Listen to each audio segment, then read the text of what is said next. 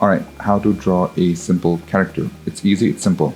I'm just going to set up my device. You may see a glitch where my cursor is at a different spot than I'm drawing. Ignore that. So the first thing to draw would be that circle again, and then find that orientation like we did in the previous video, finding the top-down angle and then the left to right angle. Basically just to make a note of which direction he would ideally be at. So I've made my note. I know he's looking at camera left. I'm just going to quickly draw down this block of boxy shape just to know that, okay, that's how much his upper body is going to be. And then I'm going to draw his legs. The reason it has to be of two separate part is because that's how the bend of the leg is. So we have the thigh and the lower part of the leg, and the knee is the joining part, which holds most of the weight. So we need to make it as strong as possible. So I'm gonna just make a guy holding his bag, just a simple kid, school kid holding his bag. So I'm gonna draw his arms because I know that those are the points, those are going to overlap on the body. So that's why I want to be sure where his placements are, and we don't want it to be too awkward. So the elbows are at a decent level. I feel like the head could be a little taller because we need some room for the chin and then the neck. You'll get it through practice. I know it from start because I've been doing it for many years. So I'm just going to quickly draw these belts for the bag, because those are the things that's going to come in front of the camera. So I want to worry about things in front of the camera first before I worry about things behind the objects. So I'm just going to quickly draw these belts of the bag, which will actually hold the bag. So that's a little suggestion behind of the bag. So I'm just reassuring myself with the shape of the legs, and I'm pretty happy with what I have right now.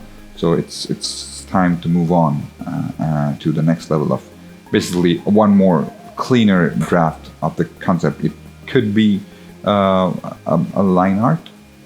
Ideally, this won't be the line art stage because this is just another fairer version of this blocking stage. So I've just quickly noted down my ideas, my pose, my camera angles, my lengths and shapes, shape language basically, and I'm gonna try to have another level of rough draft. This is not going to be a final line art, but it's still going to be on a conceptual level. So I'm just thinking through the shape of the neck. If I want that neck too thick, if I want that line as a continuity of the line from the back of the head, I'm just trying to figure it out. I'm just thinking this through as I'm drawing. So I'm trying to think if I would have a thinner chin. I have to be careful that I don't draw the head too big or too narrow or too sharp jawlines, because we don't want the guy's look. So I'm trying to adjust the leg and the head size so that the proportion of the body, the head, falls into an age category. So if I have a large head and then long legs, it won't make sense. So I'll get through to it in the next lessons, but we just have 10 minutes for this one, so I want to cover this in 10 minutes. I'm just cleaning these ideas out, the belts, and then the palm.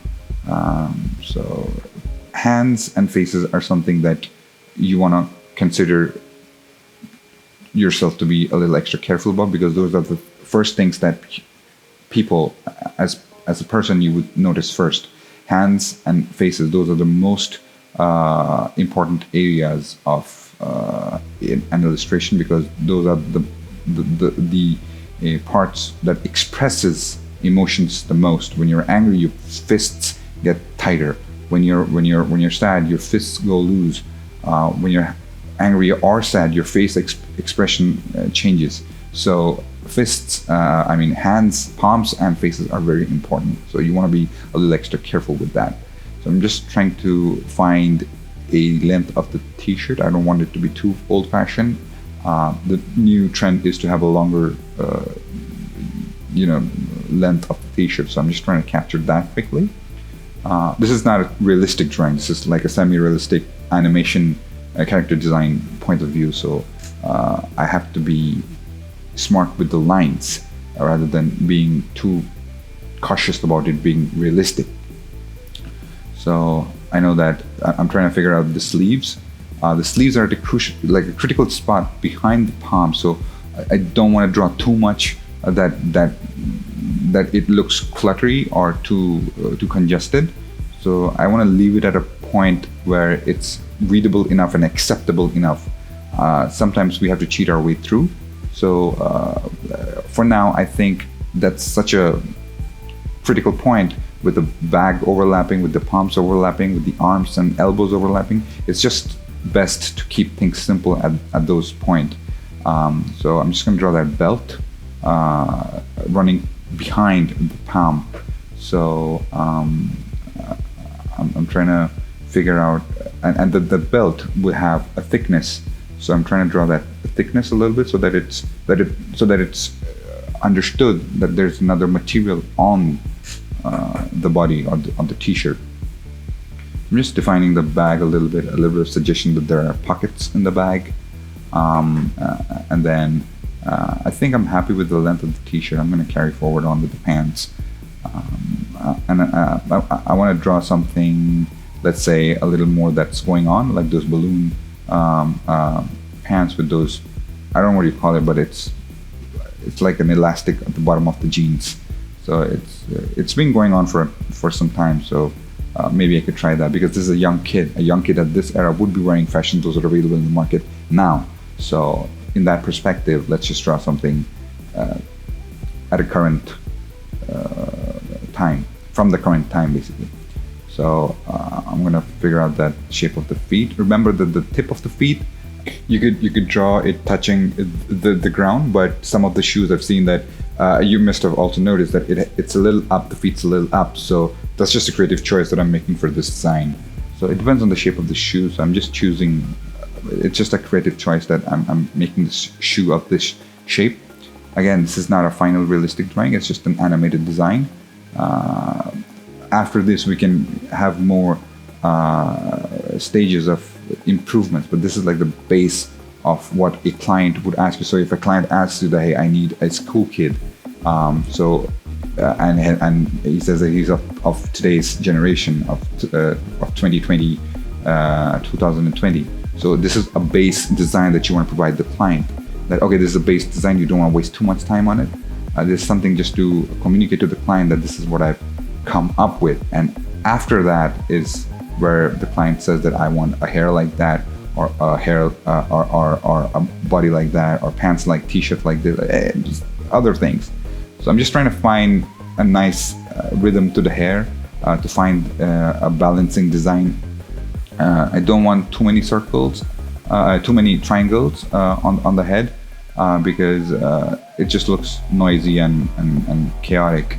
So I want to find a balance between a young kid's mind having the audacity to express himself, to explore himself as any kid would do. So I'm thinking that a loud design.